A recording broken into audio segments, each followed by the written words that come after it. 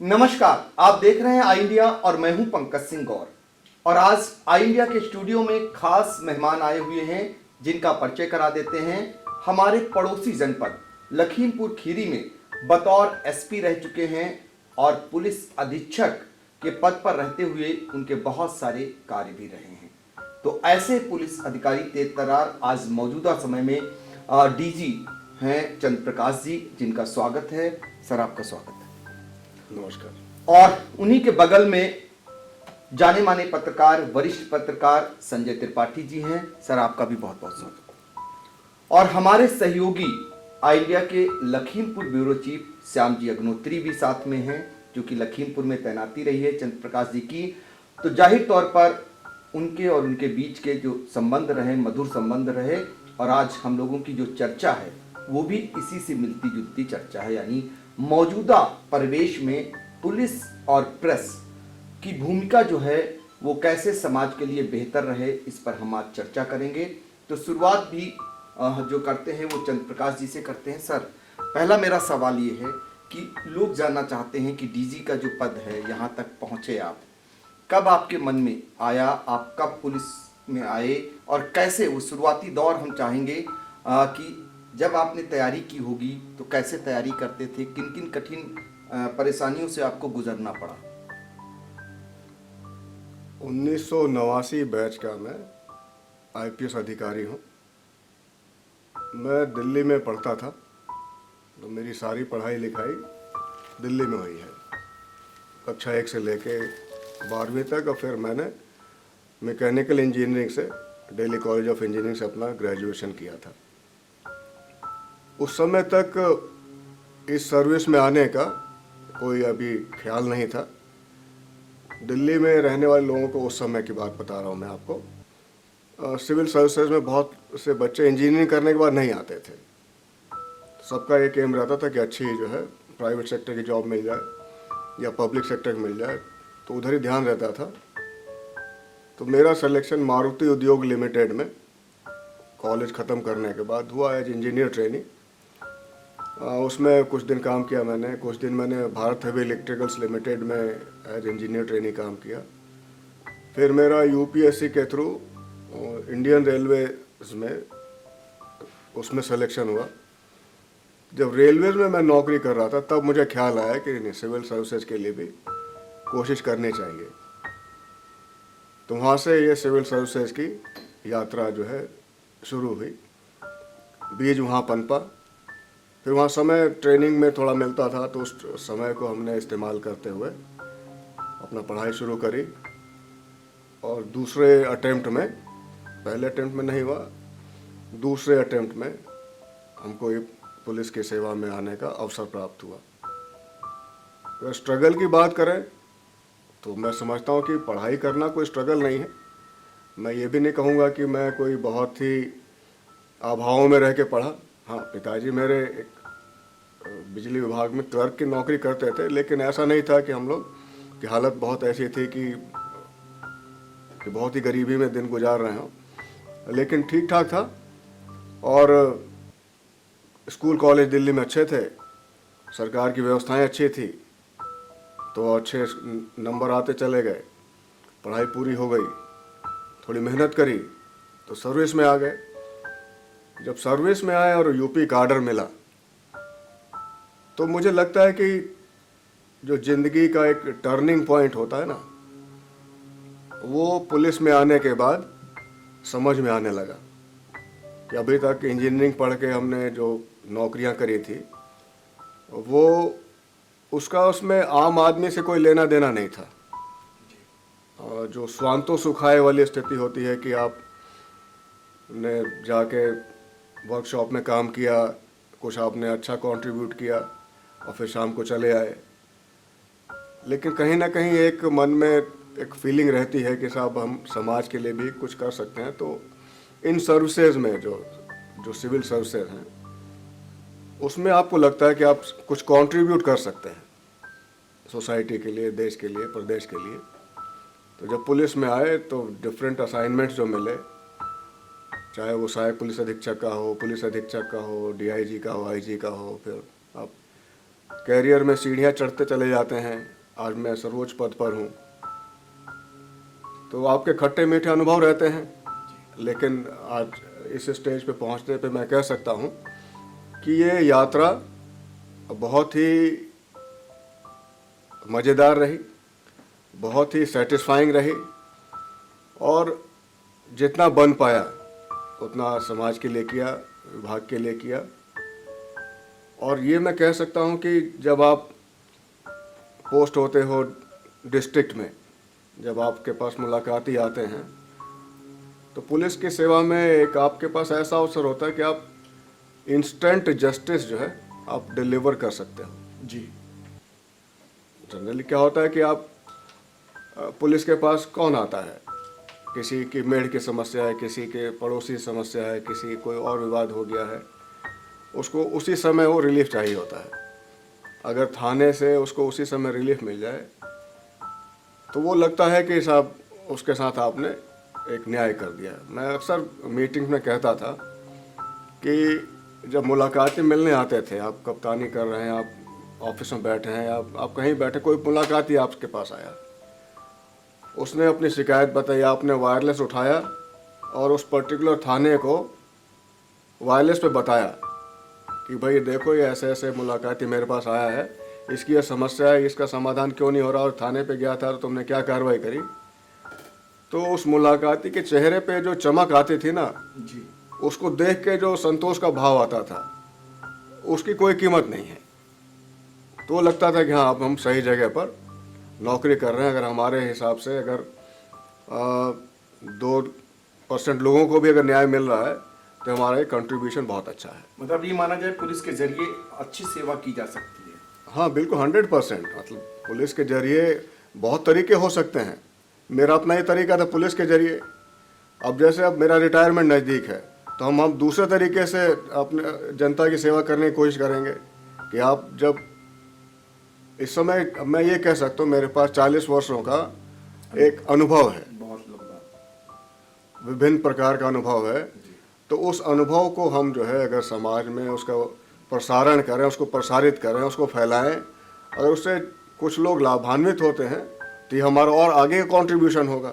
अभी तक हमने सरकार में रहते हुए जनता की सेवा करी, आगे हम उससे हो सकता है कि जो थोड़े बहुत जो बंधन महसूस होते थे सरकार में रहने कारण, उन बंधनों से मुक्ति मिल जाएगी।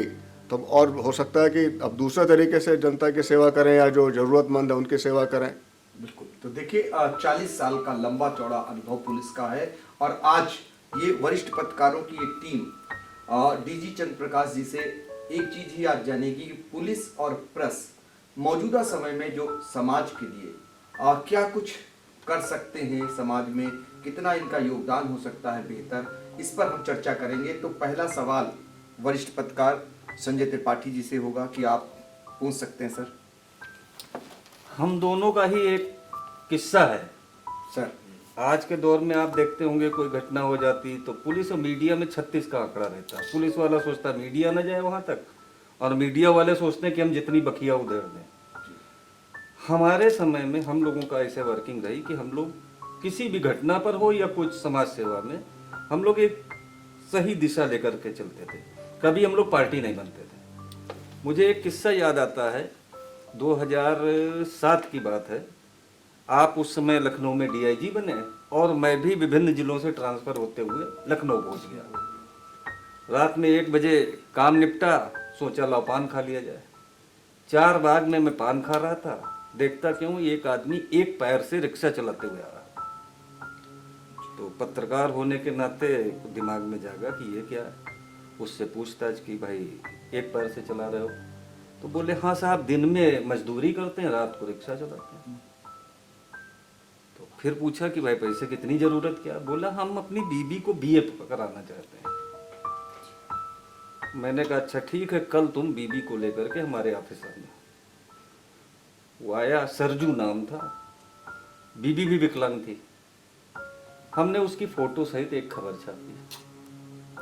खबर पढ़ी भाई साहब ने, आपने हमको फोन किया कि भाई खबर छापी संजय आपने, उसको लेकर के हमारे यहाँ आपके यहाँ पहुंचा तो आपने उसकी आर्थिक मदद करने के साथ उसे दिलासा दी कि तुम्हें हम सहायता, सरकारी सहायता दिलाएंगे। ये खबर छपी। अब मेरे पास फोन आने शुरू हुए कि सरजू का खाता नंबर बता दीजिए, मैं दान करना चाह रहा हूँ। डीआईजी साहब ने किया, पुलिस के अन्य अधिकारी सक्रिय हुए, समाज के लोग सक्रिय हुए। सरजू को समाज कल्याण विभाग में नौकरी मिल गई। उसकी बीवी ने बीए पास किया लगभग 7-8 महीने के बाद, और वो सुबह सुबह मिठाई लेकर के मियाँ बीवी हमारे यहाँ आपके यहाँ लगे। तो हम लोगों को ऐसा लगा कि जैसे हमारे घर का बच्चा बीए पास किया है, बहुत खुशी मिली। फिर हालात कुछ बदले, सरजू को कुछ लत लग गई नशे की, एक्सीडेंट हुआ।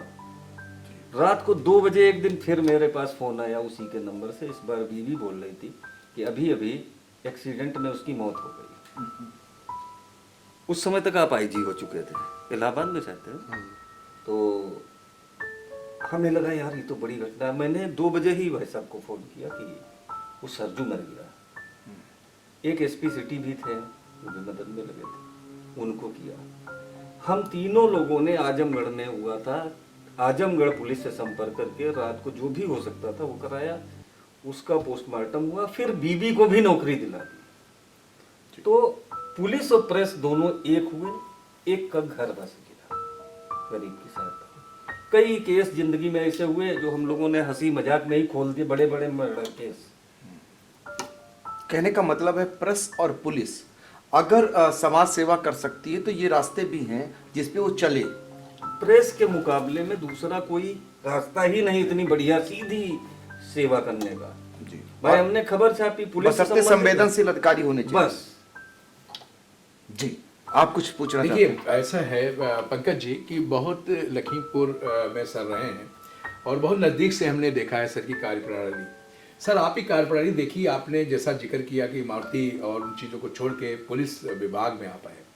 बहुत नज़दीक से संजय जी भी वहाँ रिपोर्टिंग कर रहे थे, मैं भी वहाँ रिपोर्टिंग कर रहा था। आपकी कार्यप्रणाली देखने के बाद हम ये चाह रहे हैं कि आपने जो जन सेवा की, जो आपके मन की भावनाओं को मैंने देखा कि आपका ऑफिस खुला रहता था, आप सीधे ऑफिस से जो फरियादी थे उनको देखते थे और बीच में अक्सर बोला करते थे कि वकील नहीं आना चाहिए, आप लोग डायरेक्ट मुझसे बात करो। आज का जो अवसर आई इंडिया को प्राप्त हुआ है और आप सीतापुर आए, और हम बस इतना चाह रहे हैं इस चैनल के माध्यम से जो अभी अभी रिजल्ट आए हैं और युवा जो लोग हैं, इनके लिए आप क्या संदेश देना चाह रहे हैं, जो आपने अनुभव किया है कि ये लोग कैसे आगे बढ़ें और आप जैसे प्रतिभाशाली बन के आज जैसे आप सर्वोच्च शिखर पे हैं वैसे ये भी पहुंचे। बिल्कुल। श्याम जी देखिए, जो बच्चे अभी रिजल्ट आया है ना, तो जनरली अखबार में हम लोग उन बच्चों के फ़ोटो देखते हैं जो टॉपर्स होते हैं, जिन्होंने अपने स्कूल में कॉलेज में टॉप किया होता है। किसी के 95% नंबर हैं, किसी के 96% नंबर हैं। तो मुझे लगता है कि वो तो मोस्टली जो है मोटिवेटेड हैं कि इतने नंबर जो लेके आ रहे हैं तो स्वयं या तो स्वयं मोटिवेटेड होंगे या उनके पेरेंट्स मोटिवेट कर रहे होंगे या उनके आसपास का जो वातावरण होगा वो उनको प्रोत्साहित कर रहा होगा। मुझे एक्चुअली चिंता होती है उन बच्चों की जो पढ़ने लिखने में थोड़ा सा कमज़ोर हैं या जो अच्छे नंबर नहीं लाते हैं, जिनको आप मीडियोकर कह सकते हैं, कि उनका भविष्य क्या है। आज के समय में स्पेशली सोशल मीडिया का इतना एक्सपोजर होने के कारण और इंटरनेट का इतनी इजी एक्सेस होने के कारण मैं बहुत सारे बच्चों को देखता हूँ उनका बहुत टाइम सोशल मीडिया पे यूज़ होता है। मैं वेस्ट तो नहीं कहूँगा, लेकिन वो यूज़ करते हैं। इस यूज़ को कैसे हम सही यूज़ की तरफ लेके जाएं, ये हमारे लिए आज के समय में गंभीर चिंता का विषय है। बिल्कुल, सोशल मीडिया को सही दिशा में करें। मतलब जो सोशल मीडिया का प्रयोग जो है सही दिशा में, वो सही दिशा के लिए, सही दिशा में जाने के लिए करें, क्योंकि उस पर आपको इतने सारे मौके मिलते हैं बनने के भी और बिगड़ने के भी। अगर उसको सही गाइडेंस नहीं मिलेगी तो बिगड़ने की संभावनाएं ज़्यादा होंगी। और क्योंकि हमारी, देखिए आप सुना होगा कि हम लोग अब चाइना से भी आगे निकल गए हैं पॉपुलेशन में अपनी, बिल्कुल। तो हमारी जो यंगर पॉपुलेशन है वो बहुत ज़्यादा है। अगर हमने उसको मीनिंगफुली इंगेज नहीं किया, हमने सही दिशा उसको नहीं दी, तो अगर ये गलत दिशा में चल गया तो एक बहुत बड़ा मास जो है हमारा, अगर गलत दिशा में चल जाएगा तो देश के लिए बहुत खतरनाक होगा वो। देखिए, ये अनुभव कहता है, 40 साल का अनुभव है पुलिस में। एक शीर्ष पद पर, डीजी के पद पर चंद्र प्रकाश जी हैं, और उन बच्चों के लिए जो भविष्य की तैयारी कर रहे हैं, और सोशल मीडिया पर आज सारा कुछ केंद्रित होता जा रहा है, तो उन्हें ये ध्यान रखना है कि वो सही दिशा में उसका प्रयोग करें। बहुत सारे बच्चे जो आज निकल करके आ रहे हैं, वो भी मानते हैं कि उन्होंने सोशल मीडिया से तैयारी की है, तो उनका भी प्रयोग सही दिशा में होता है, तभी उनको सफलता मिलती है। और ये कहीं ना कहीं अनुभव है, सीख है आपके लिए, यानी जो आप तैयारी कर रहे हैं। आज हम लोग चर्चा कर रहे हैं समाज के लिए प्रेस और पुलिस कितनी मददगार हो सकती है। संजय त्रिपाठी जी ने एक वाकया बताया, श्याम जी ने बताया कि पुलिस अधीक्षक लखीमपुर के पद पर रहते हुए कैसे दरवाजे खोल के रखते थे आम जन के लिए, बीच में कोई मीडिएटर नहीं होता था, सीधे मिलते थे कि सीधे आइए, जनता से कहते थे और हमसे बात बताइए, और जो निराकरण हो सकता है वो आप करेंगे। एक वाकया सर सीतापुर का हम भी बताना चाहते हैं। यहाँ पर सर पीयूष मोडिया साहब जो है एसपी थे, और जैसे आपने बताया एक खबर के बारे में, एक खबर आती है हमारे ऑफिस में, और खबर ये होती है कि एक महिला आत्मदाह कर लेती है। वो खबर आती है, वो छोटी सी खबर वो बना रहा होता है, तो मैंने कहा आत्मदाह क्यों किया, ये नहीं पूछा आपने, तो उन्होंने कहा नहीं, हम इतनी आई थी, मैंने छोटी सी संक्षेप डाला। तो मैं मालूम करता हूँ, तो जो महिला आत्मदाह करती है उसके पति वो जो है एक खोखा लगाते हैं, और खोखा पान का होता है, उसकी कमाई का 17-18 हज़ार रुपये जोड़कर रखते हैं, और उसी बीच उन्हें कैंसर हो जाता है, उनकी डेथ हो जाती है। उसकी जो पत्नी होती है, जब वो डेथ होने से पहले वो अपनी बेटी और एक बेटा होता है, बेटी की शादी तय कर देते हैं। शादी तय करने के दौरान उनकी मौत हो जाती है, लेकिन उसके ससुराली जन कहते हैं हम शादी कर लेंगे, कोई दिक्कत नहीं, जब ये आपका सारा कार्यक्रम हो जाएगा तो हम शादी करने को तैयार हैं। अब यहाँ पर होता क्या है, वो पैसा निकाल कर वो महिला आती है, आ रही होती है, और उसके पैसे कोई पार कर देता रास्ते में।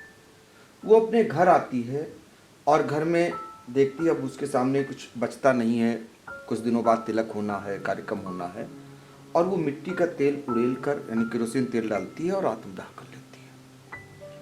आपकी ही तरह मैंने एक खबर उसकी लिखी कि कोई है जो इस बेटी के हाथ पीले करा सके।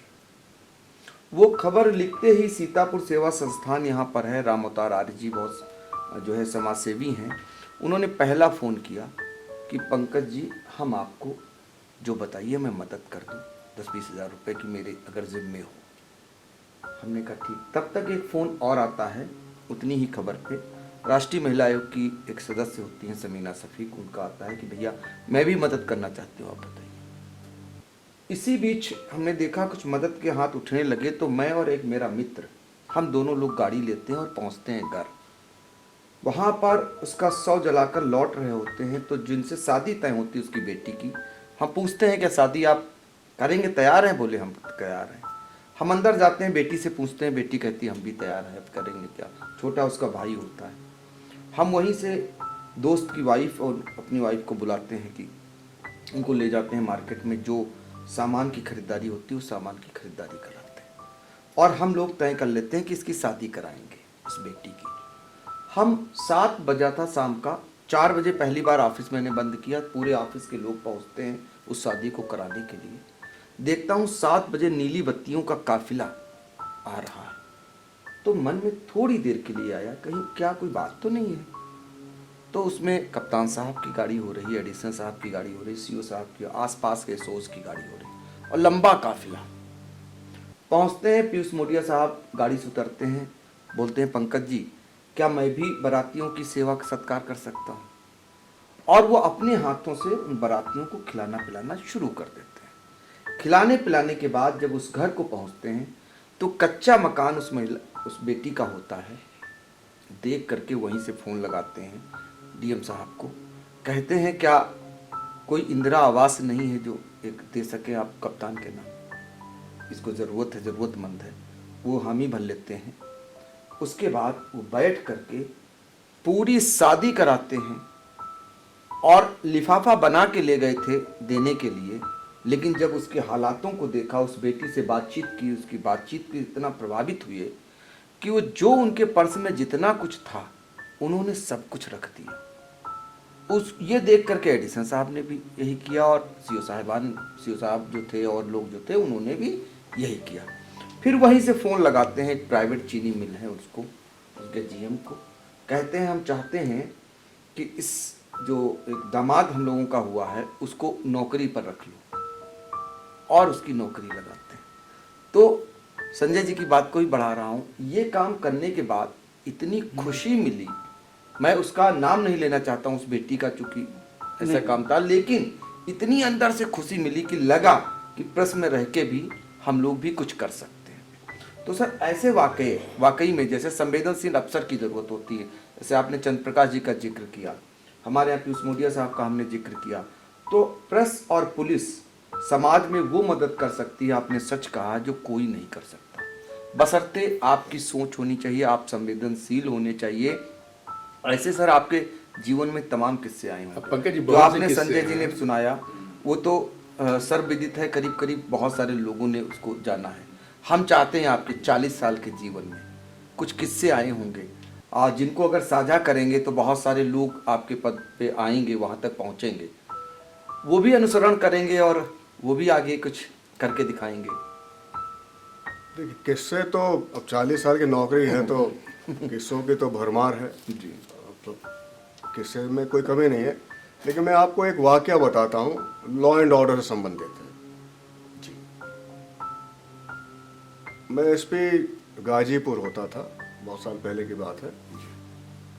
तो दिलदार नगर एक थाना है वहाँ पर। तो संडे की बात थी, सर्दियों में एक फुटबॉल टूर्नामेंट का उद्घाटन करने में जा रहा था, सीबीज में था। तो वहाँ पे जब मैं पहुँचा तो सूचना है कि साहब गाजीपुर दिलदार नगर थाने में वहाँ पे सांप्रदायिक दंगा हो गया है। खैर सब टूर्नामेंट को छोड़ के मैं वहाँ से जल्दी से निकला और वहाँ पहुँचने वालों में सबसे पहले मैं ही था। मतलब जो सर्किल ऑफिसर भी थे वो दूर थे। जब मैं पहुँचा तो वहाँ पे देखा कि वहाँ पे मतलब बहुत बुरी हालत थी। और थाने के सामने से गुजरा मैं तो वहाँ पे 8-10 लोग गिरे पड़े थे। हमको लगा कि मर तो नहीं गए हैं, लेकिन वो घायल लोग थे। बाजार में गया तो वहाँ पे दोनों पक्ष आपस में एक दूसरे के सामने भिड़े पड़े थे। तो उनको फिर जो भी हमारे पास रिसोर्सेज थे उनको समझा बुझा के अलग किया।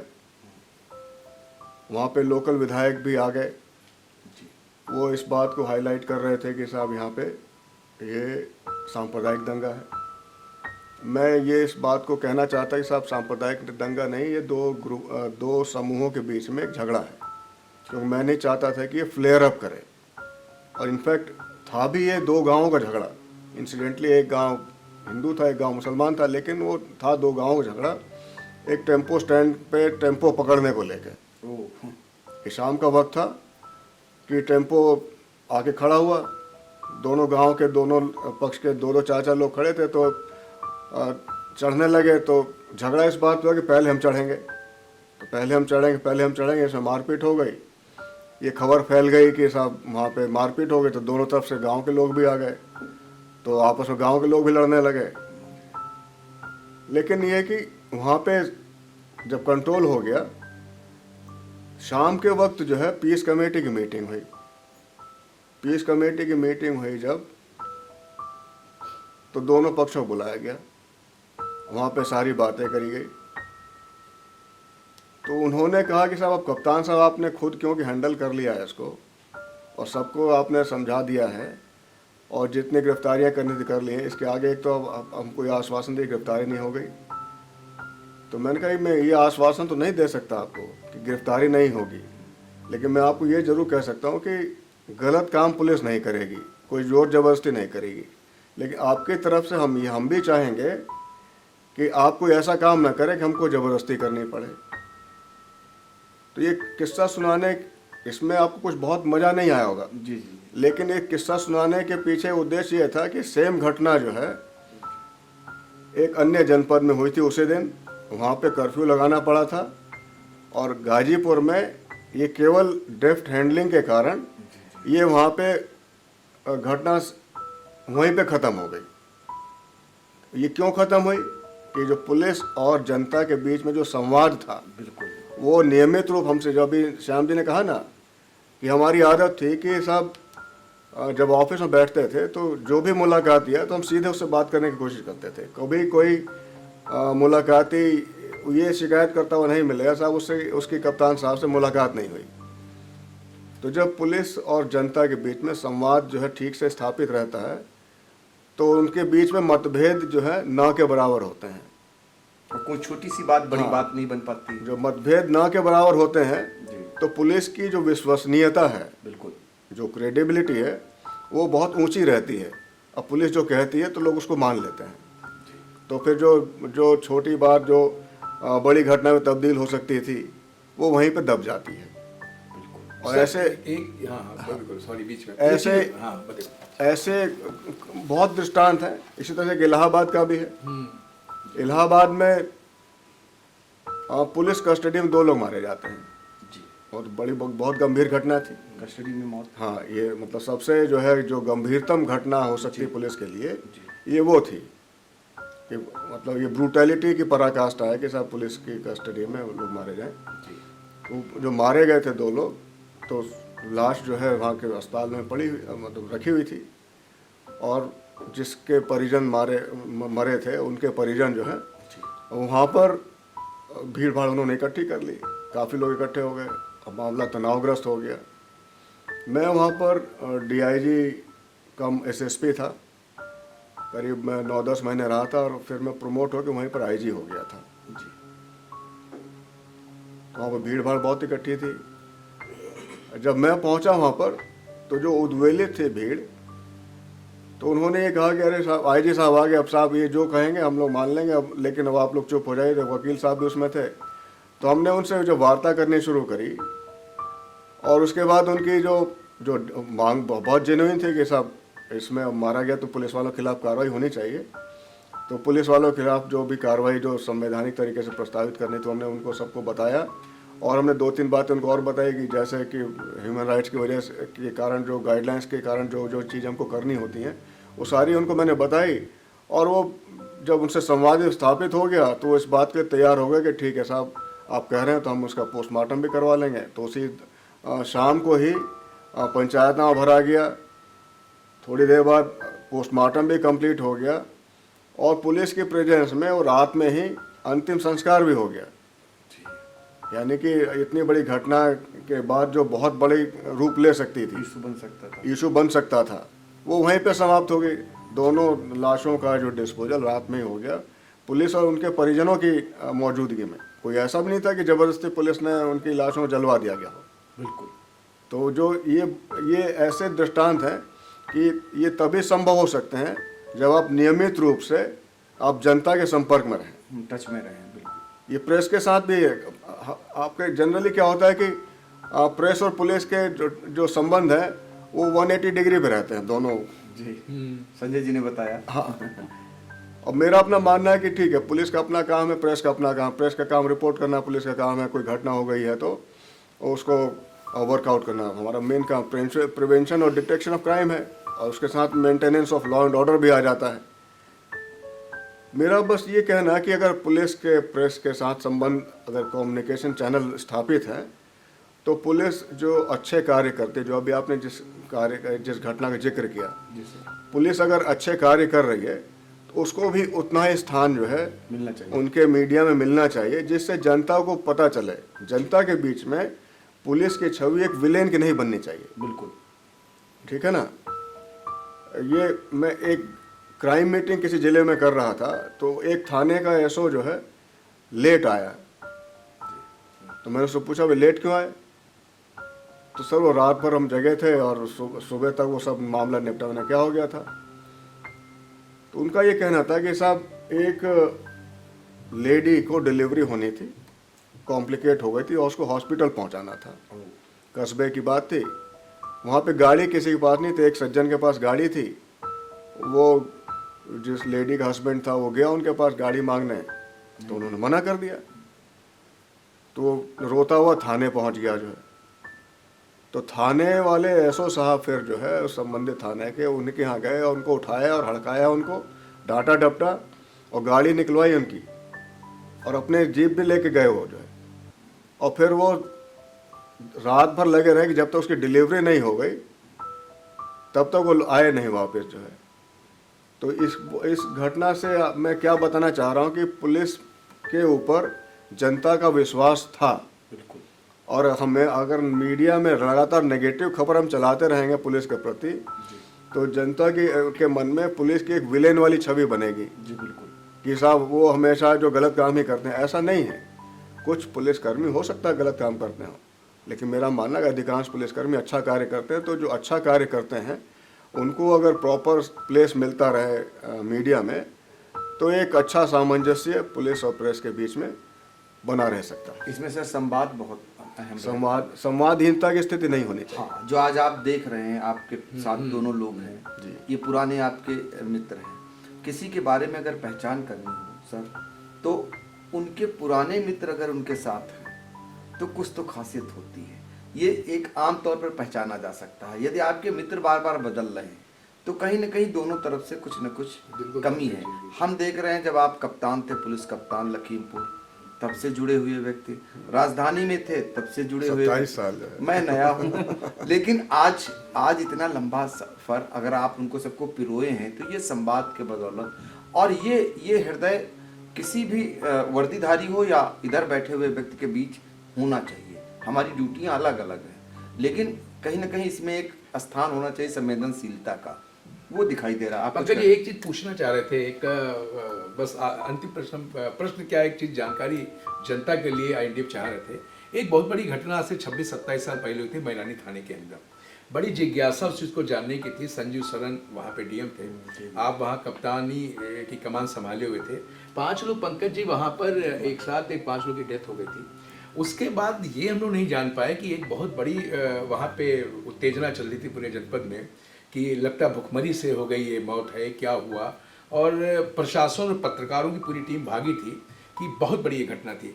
हम दर्शकों को बताना चाह रहे सर, कैसे आपने 24 घंटे के अंदर उसको ऐसा अनावरण उस घटना कैसे कर दिया जिससे कि जनता और मीडिया में जो एक अफवाह या मरमरी चल रही थी कि ये पूरे प्रदेश और देश की घटना है जहाँ पे 5 लोगों की एक ही परिवार की पंकज मैं यहाँ से कवर मौत करने हो गया गई। था राष्ट्रीय सहारा के लिए। हाँ ये अच्छा, पंकज जी अच्छा, भी यहाँ हाँ, सीतापुर मैं से गई राष्ट्रीय थी सहारा। मीडिया, पूरी ओबी बैंड तैयार थी हम लोग की, जो हमारे के हेड ऑफिस थे, कि एक ही परिवार के 5 लोग खत्म हो गए हैं और भुखमरी और दुनिया भर की बातें चल रही हैं।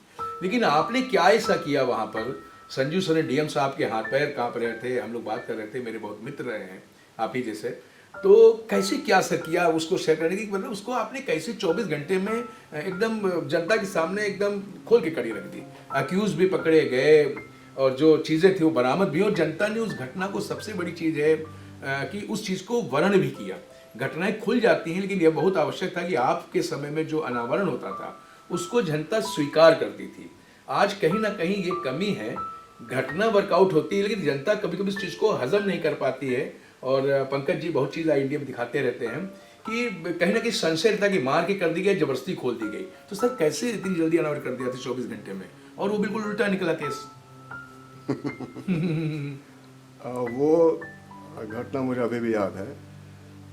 सर्दियों की बात थी, सुबह सुबह करीब 5:30-6 बजे टेलीफोन ड्यूटी ने बजर दबाया। तो इतने सुबह अगर कोई बजर दे रहा तो अवश्य कोई महत्वपूर्ण बात होती। जनरली हम लोगों के ट्रांसफर आते थे तो वो लिफाफा बना के वायरलेस वाला भेज देता था, तो उसमें बजर नहीं देता था, लिफाफा भेज देता था। तो हम समझ जाते थे कि मामला कुछ गड़बड़ है। बजर बजा तो हमने पूछा क्या बात है, तो उसने बताया साहब मैलानी में 5 हत्याएं हो गई हैं। तो 2 मिनट बाद डीएम साहब के यहाँ से फ़ोन आया कि पार्टनर, तो मैंने कहा हाँ सर वो हमने घटना सुन ली है, तो क्या कह रहे हैं, तो मौके पे चलते हैं। सुबह ही हम लोग मौके पे चले गए। एक ही परिवार के 3 भाई थे, एक भाई की शादी नहीं हुई थी, एक भाई का पूरा सब परिवार थे, 4 लोग थे उसमें, हस्बैंड वाइफ 2 बच्चे उनके। तो 5 लोगों की इनकी हत्या हो गई। तीसरा भाई था, उसकी पत्नी और 2 बच्चे थे। तो उसके जो छोटे छोटे बच्चे थे, तो हम लोग जब मौके पे पहुंचे तो संजीव शरण साहब उस समय डीएम थे, तो उनके साथ हम लोगों ने पूरे घटनास्थल का एक तो मुआयना किया। देखिए, हम लोग सिखाया जाता है कि जब आप घटनास्थल का निरीक्षण करते हैं तो बहुत बारीकी से उसका निरीक्षण करना चाहिए, क्योंकि ये मानक के चला जाता है कि जो भी अपराधी होता है वो कुछ ना कुछ अपना विजिटिंग कार्ड छोड़ के जाता है, जिससे घटना का अनावरण हो सके। तो हम लोग जब अगल बगल ढूंढ रहे थे, तो जब घटना में जहाँ पे 5 लाशें घर में गिरी हुई थी और उसके भाई के घर में जब गए तो चूल्हे पे हमको एक रोटी बनी हुई दिखाई दी, मतलब रोटी बनी हुई रखी हुई थी चूल्हे पे, मोटी सी रोटी थी, और उसके बगल में एक सिलबट्टा था। सिलबट्टे पर जो मिर्च की जो चटनी होती है ना, वो पीसी हुई, कुछ यूज़ हो गई थी, कुछ उसमें पड़ी हुई थी। तो ये तो जनरली भाई घर में है तो चूल्हे में रोटी रहेगी ही, कुछ ना कुछ सिलबट्टे पर रहेगा ही, तब तो कोई ख्याल नहीं आया था। जब हम लोग घर के बाहर निकले, बगल में गन्ने का खेत था, तो गन्ने के खेत के अंदर जब गए 20-25 कदम, तो वहाँ पे हमको देखा कुछ क्लियरिंग, मतलब 20-25 गन्ने काट के जगह बनाई गई थी, और वहाँ लग रहा था कि यहाँ पे कुछ लोग बैठे थे। वहाँ पे कुछ अंडे के जो छिलके होते हैं शेल का, वो भी पड़े हुए थे। क्लू मिल गया। हाँ, वहाँ पे सफाई थी, तो वहाँ पाउचेस भी थे। और क्लू तो ये क्लू नहीं था, क्लू था रोटी का टुकड़ा भी एक मिला। ये कुछ देखने में वैसा ही टुकड़ा था जो हमने अभी थोड़ी देर पहले तवे पे देखी थी। और वहीं पर जो है एक कागज में कुछ लाल रंग की चटनी जैसी चीज़ दिख रही थी, वो भी देखी। तो वो लकड़ी रोटी जो है, हम लोग जब फिर अंदर गए वापस, तो उस लेडी से पूछा जो जिसके घर में चूल्हा था कि ये रोटी किसने बनाई है। तो उसने बताया कि हमने बनाई है, रात को कुछ हमारे गेस्ट आए थे तो उनके लिए बनी थी, कुछ बच गई थी, कुछ पड़ी हुई है। फिर हमने वो जो रोटी का टुकड़ा वहाँ से उठा के लाए थे वो दिखाया, तो उसने कहा ये भी हमने बनाई है। तो मैंने कहा अरे आप इतना कॉन्फिडेंटली कैसे बता रहे हैं कि आप ही ने बनाई है। तो उसने कहा कि इस लेडी ने कि इतनी मोटी रोटी जनरली कोई बनाता नहीं है, इस घर में हम ही लोग बनाते हैं, मतलब हम ही बनाते हैं। तो ये निकल के आया कि साहब इस घटना का जो है इस घर से जरूर संबंध है, यानी वो सगा भाई है। इसी दौरान वो हमारे जो संजीव शरण डीएम साहब थे, वो जो छोटे छोटे बच्चे घूम रहे थे, उसके जो जिस भाई के बच्चे थे, उनको गोदी में बैठा के उनसे पूछताछ शुरू की गई। तो थोड़ी देर बाद जब उनको टॉफ़ी वॉफ़ी दे के जब पूछताछ की गई, तो उन्होंने कुछ ऐसे क्लू बताए जिससे ये संदेह पुख्ता हो गया कि इस जो बच गया भाई, इसका इस घटना से लेना देना है। तब तक जो है डीआईजी साहब, कमिश्नर साहब और आईजी साहब लखनऊ से ये भी पहुंच गए। इतनी बड़ी घटना थी और पत्रकार लोग तो मीडिया के लोग पहुंचे हुए थे, और एक हाहाकार वाली तो बात स्थिति, 5 मर्डर एक ही परिवार के हो जाए तो घटना भी गंभीर थी और तनाव का भी माहौल था, गांव में भी बहुत तनाव था। आईजी साहब, डीआईजी साहब, कमिश्नर साहब आए, तो मैंने डीआईजी साहब को, अपने शैलजानंद मिश्रा साहब डीआईजी थे, उनको मैंने बताया कि सर ये घटना, मुझे पूरा विश्वास है कि ये जो भाई बचा हुआ है इसका इसमें हाथ है। और मैंने कारण उनको बताया कि क्यों मुझे लगता है। तो उन्होंने बिल्कुल सही बात है, और ये इसी घर से आपको क्लू मिलेगा, आप पूछताछ करिए। तो जब डीआईजी साहब, आईजी साहब, कमिश्नर साहब चले गए, तो हमने गांव वालों से कहा कि देखिए ये बहुत गंभीर घटना है और यहाँ पे क्योंकि तहकीकात हो नहीं पा रही है, तो ये जो भाई बचे हैं इनको हम ले जाके थाने में, इनसे हम बातचीत अलग से करना चाहते हैं तसल्ली से। ये नहीं हमने बताया कि इन पे हमको संदेह है। वहाँ पर ले गए थाने में, तो जनरली आपने देखा होगा कि जो टॉर्चर पुलिस करती है या फिल्मों में जो दिखाया जाता है, वो बहुत विभत्स टाइप का होता है। ठीक है, उस समय हम इस मूड में नहीं थे या इस तरह की बात कोई कि जिसके घर में घटना हो गई उसको फिजिकली टॉर्चर किया जाएगा। जनरली पुलिस यही करती है। एक सलाह दी गई, अब मैं उस अधिकारी का नाम नहीं बताऊंगा, कि साहब एक गोबर में एक कीड़ा होता है जिसको गोबरेली कीड़ा हाँ बोलते जी हैं। बिल्कुल। तो अगर आप किसी बॉडी के अंग पे उसको रख दें और उसको उसी जगह उसको बार बार घूमने दें तो आदमी उससे इरिटेट होके बोलने लगता है। वो सच बताने लगता है। हाँ, मतलब इरिटेट हो जाएगा ना। आपने फिल्मों में देखा होगा कि साहब सिर के ऊपर एक पानी की ड्रॉप टप टप टप गिर रही है, उसमें कोई पिटाई नहीं होती है, लेकिन वो लगातार जो है वो गिरती रहती है। तो एक थोड़ी देर बाद लगता है कि आपके सिर पे हथौड़े पड़ रहे हैं,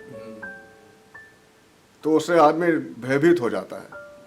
तो उनको जो भाई साहब थे उनको लिटा के उनके नाभि के ऊपर वो कीड़ा रखा गया और फिर वो कटोरी रखी गई और थोड़ी देर बाद उन्होंने बोलना शुरू कर दिया। अंदर की बात बाहर। हाँ, तो उसी समय फिर वो जो बंदूक यूज़ हुई थी घटना में वो भी उन्होंने बरामद करवा दी और एक एक्यूज़ को भी पकड़वा दिया। 2 भाग गए थे कर, वो भी पुलिस ने बाद में पकड़ लिए। और डीआईजी साहब, आईजी साहब, कमिश्नर साहब अभी खीरी तक भी नहीं आए थे।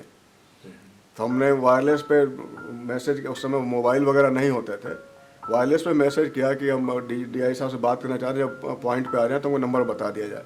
तो टेलीफोन पॉइंट पे जब वो पहुँचे तो उनको बताया, तो उन्होंने कहा आप तत्काल इसमें प्रेस कॉन्फ्रेंस कर लीजिए जिससे कि जनता में एक मैसेज चलाए जब घटना जो घटी है वो वर्कआउट हो गई है जी। तो उसी शाम को ही जो है, मतलब सुबह की घटना शाम तक ये बिल्कुल क्लैरिटी हो गई। साहब घटना तो हुई थी लेकिन घटना कारित करने वाले परिवार के ही लोग थे और पुलिस ने उनको अरेस्ट भी कर लिया है। तो इससे पुलिस का एक स्थान था जो जनता के मन में, उसमें उसकी वृद्धि हो गई। बिल्कुल। लेकिन जो वर्कआउट हुई वो पुलिस की पैनी नज़र के कारण। जो घटना स्थल का जो मुआयना है, हम लोग जूनियर अफसर से यही बताते हैं, कोई घटना हो जाए तो उसमें पैनिक होने की जरूरत नहीं है, पैनी नजर रखने की जरूरत पैनी नज़र रखने की जरूरत। आप घटना स्थल पर जाइए और ठीक से उसका मुआयना करिए, आपको कोई ना कोई क्लू वहाँ पे मिल जाएगा जो है। देखिए बहुत अच्छा दृष्टांत सुनाया, क्योंकि ये अनुभव की बात है और 40 साल का लंबा चौड़ा अनुभव है डीजी साहब का। और एसआईटी के आप डीजी हैं चंद्र प्रकाश जी, जो बता रहे थे कि लखीमपुर की एक घटना का कैसे इन्होंने पैनी नज़र रखकर और कैसे तत्काल उसको जो है उसका खुलासा किया, ताकि जो समाज में मैसेज जा रहा था वो मैसेज नहीं गया और सच सामने ला दिया और किसी को टॉर्चर भी नहीं किया। सच उगलवाने के लिए क्या आपने हथकंडा अपनाया वो भी बताया।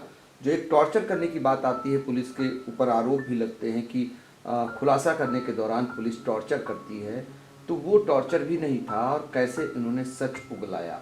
ये अनुभव की बात है, वही हम लोग आपसे आज जान रहे थे।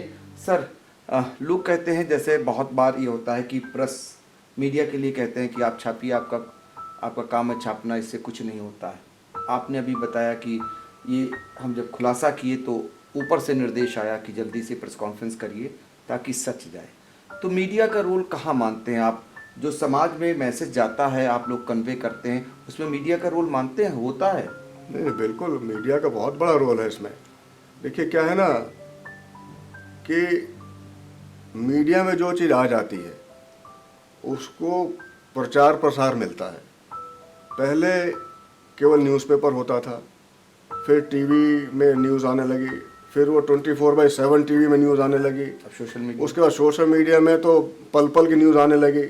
आप पहले न्यूज़पेपर में था कि अगर दिन में घटना हो गई तो आप शाम तक अगर आप मैनेज कर लें तो अगले दिन आप छपने से रुकवा सकते थे। अब तो ट्विटर से सब कुछ चल तो रहा अब तो अब रुक तो सकता ही नहीं है। जी। तो अगर गलत खबर आ गई है जनता के बीच में तो उसको करेक्ट करना तो जरूरी है ना।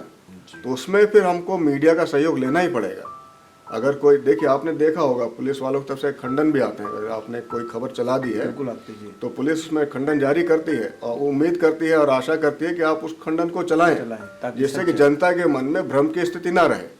तो मीडिया का बहुत बड़ा रोल है और इसलिए मीडिया को चौथा स्तंभ कहा गया है। डेमोक्रेसी का चौथा स्तंभ इसलिए कहा गया है। तो अगर मीडिया अपना रोल सही तरीके से करेगा, मतलब मीडिया क्या, सभी जितने भी स्तंभ सब अपनी भूमिका को सही तरीके से निभाएंगे तो एक अच्छा राष्ट्र का निर्माण तो होगा ही। बिल्कुल। तो देखिए मीडिया अगर सही रोल अदा करती है तो निश्चित तौर पर राष्ट्र के निर्माण में एक अच्छी भूमिका मानी जाती कही जाएगी। आखिरी सवाल सर आपसे, रिटायरमेंट के बाद समाज के लिए क्या कुछ करने का इरादा है? वो बहुत सारे लोग आपके शुभचिंतक भी जानना चाहते होंगे और चूंकि आपका बहुत अनुभव है तो वो आज खुलासा हम चाहते हैं वो करिए। देखिए मैंने बहुत प्लान नहीं किया है, लेकिन मैं ये ज़रूर कह सकता हूँ कि मैं कुछ अच्छा ही करूँगा और इस अनुभव को मैं ज़ाया नहीं होने दूँगा। चाहे वो बच्चों को पढ़ाने की बात हो या लोगों में अवेयरनेस क्रिएट करने की बात हो, चाहे वो स्कूल कॉलेज में जाके भाषण देने की बात हो, कुछ भी अच्छा ही होगा जिससे कि जो अनुभव हमने गेन किया है वो उसका लाभ जो है अधिक से अधिक लोगों को मिल सके। इसी में एक सवाल और बन गया जी। बहुत सारे लोग राजनीति में आ रहे हैं नौकर साहब। राजनीति मेरा कोई रुझान नहीं, मेरी कोई रुचि नहीं। मैं बल्कि मान के चलता हूँ कि जिस तरह से मेरी पूरी अपनी वर्किंग रही है तो मैं I am totally unfit for राजनीति। तो देखिए चंद्र प्रकाश जी राजनीति के लिए अनफिट हैं, लेकिन समाज के लिए कितने उपयोगी होंगे ये आज उन्होंने बता दिया। जब रिटायरमेंट होगा तो समाज को सही दिशा जहां इनकी ज़रूरत होगी वहां आपको पाएंगे। अभी इन्होंने बहुत कुछ नहीं खुलासा किया, लेकिन ज़रूरत महसूस होगी तो वो स्कूलों में भी जाएंगे और बच्चों को भी उनका कोर्स भी उनका पूरा कराएंगे, और साथ ही जो भी आपसे अनुभव साझा करना चाहेगा, बहुत सारी चीज़ें आपके पास अनुभव है जो लंबा चौड़ा, उसको आप लोग ले सकते हैं। तो सर आपका बहुत बहुत शुक्रिया, संजय जी आपका भी और आपका भी, श्याम जी धन्यवाद। Thank you. सर धन्यवाद। Thank you. Sita group of education, Mahmudabad, Sitapur. UP board परीक्षा फल में सीता ग्रुप के परीक्षार्थियों का रहा शानदार परीक्षा फल। हाई स्कूल में होनहार छात्रा प्रियांशी सोनी ने किया यूपी टॉप। सत्र 2023-24 के लिए प्रवेश प्रारंभ।